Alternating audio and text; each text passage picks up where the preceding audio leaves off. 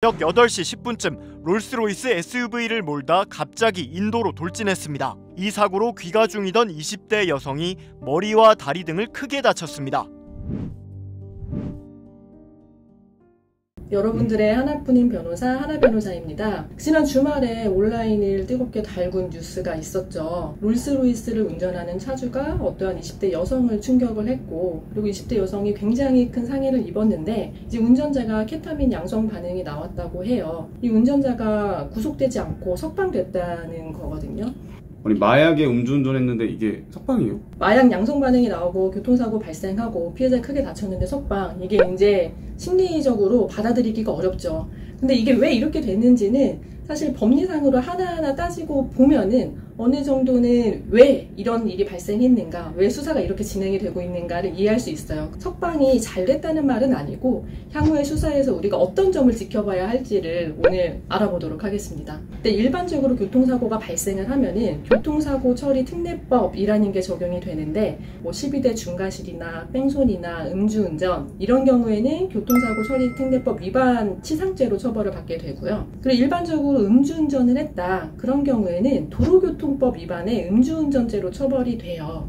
피해자가 다쳤다, 상해를 입었다, 이런 경우에는 도로교통법 위반의 음주운전죄랑 교통사고 처리 특례법 위반죄가 같이 적용이 돼요. 그래서 두 죄명으로 처벌을 받게 되는 거죠. 음주운전을 해서 교통사고를 내고 피해자가 다친 경우에 모두 다 도로교통법 위반 음주운전죄랑 교통사고 처리 특례법 위반죄로만 처벌을 하는 것은 아니고요. 특정 범죄 가중 처벌 등에 관한 법률에 위험운전 치상죄로 처벌을 하는 경우도 있어요. 이 위험운전 치상이 뭐냐면은 음주나 약물의 영향으로 정상적으로 운전이 불가능한 상태에서 운행을 해서 교통사고 내고 피해자 다치게 하는 거를 처벌하는 건데, 그래서 이 위험운전 치상죄를 적용을 하려면은 혈중 알코올 농도나 약물의 취한 정도가 어느 정도였는지도 중요하고, 교통사고 직후에 어떠하였는지도 중요해요. 예를 들어서 뭐 말을 어눌하게 한다던가, 제대로 걷지를 못한다던가, 술 냄새가 많이 난다던가, 그냥 제3자의 입장에서 객관적으로 봤을 때 정상적인 운행이 불가능할 정도인 상태로 보인 경우에는 이제 위험운전 치상죄를 적용을 하는데,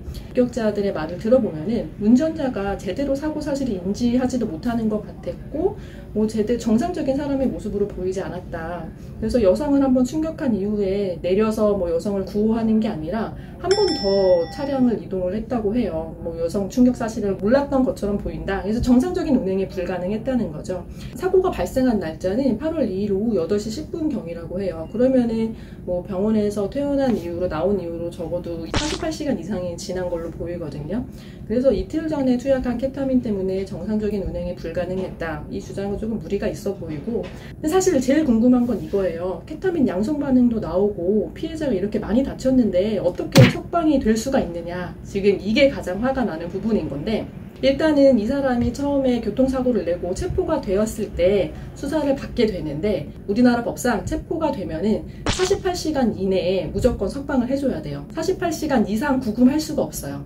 48시간 이내에 석방을 안 하고 계속 구금을 하려면은 체포영장의 이제 기간이 끝나기 전에 구속영장을 청구를 해서 구속영장이 발부가 되면은 잡아들 수가 있거든요. 구속영장을 발부받는다고 하더라도 경찰에서 구금할 수 있는 기간이 10일밖에 없어요.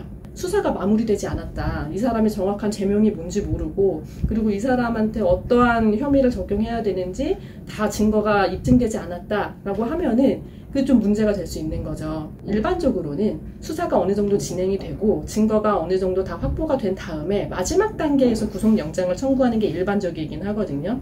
근데 뭐 지금 석방이 됐다고 해서 뭐 구속을 못한다 이런 거는 아니고, 케타민을 투약한 것 자체가 불법 투약인지, 케타민의 영향으로 정상적인 운행이 불가능한 상태에서 교통사고를 내서 뭐 다치게 한 것인지, 이런 것들을 종합적으로 고려를 해서 사유가 있으면은 나중에라도 사후적으로 다시 구속영장을 청구를 할 수가 있죠. 제가 뭐 최근에 본 기사에서는 다시 구속영장을 청구할 방침을 검토 중이라고도 하고요. 궁금한 점 있으면은 댓글로 남겨주시고요. 구독과 좋아요도 많이 부탁드립니다.